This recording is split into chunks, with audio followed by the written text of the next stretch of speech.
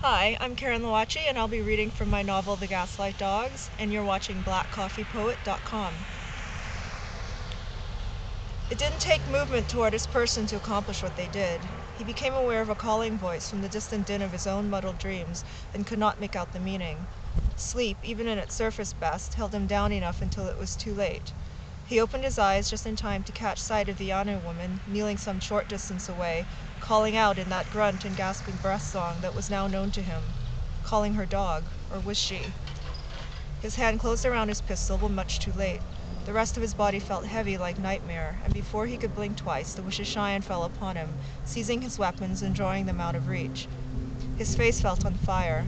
The tattoos seared a memorable pattern to his brain. Somewhere deep inside him, where none but guts and fear resided, a little creature pawed at his heart, putting a stop to it.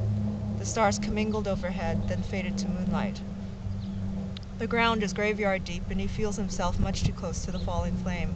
Any second now someone will toss the light in, and up he'd go, up to meet the stars and the winged gods set to escort him to the next life. Perhaps Father Barry would meet him there, an equal spirit with a body long burned. Except in his mad dash around the field, he stumbles upon his body, a shock, his slack, sleeping body on its blanket with open eyes and parted lips. His cry is a puppy mule. Touching that silent figure means putting down a limb he doesn't realize he possesses in his confused flurry. He looks up, perhaps for that guidance, and sees only statues. Pillars of low light, they seem, walking toward him, flowing like smoke trapped in a glass bottle. One glows more than the other. The night carries a scent of pipe tobacco and hangs in murky gray sheets overhead.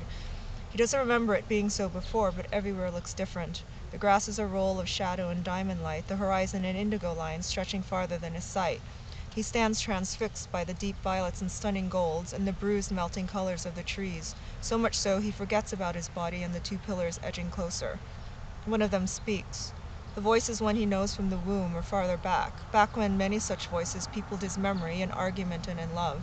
Back when blood mattered to decide the fate of how far he would go and who with, one paw in front of the other. The voice tugs at him, and as if it has him around the nose, forcing his head to turn and look up. The brighter figure gestures, and he tracks the ends of the fingers. He almost leaps up to bite them. But the song is adamant, and he remembers his silent body. There it lies, a dark, motionless thing, but familiar, like a bed one fumbles for in the night. He takes low, drunken steps to the still form. The face entices him, what pale visage he sees from the touching moonlight. The marks upon the illuminated surface of skin seem to speak, though they use no voice. Instead, the language is one of gesture and need. Reawakened from this sleepwalk, it isn't good to let the body lie so unprotected. He dips his head and licks the starry dark swirls in the pale cheekbones. What was silent begins to sing again, or perhaps it's just his ears pricking forward, catching the sound once more. Heartbeats make a clatter in his mind, twin bells ringing, calling him to nocturnal prayer. Wake up, they ring.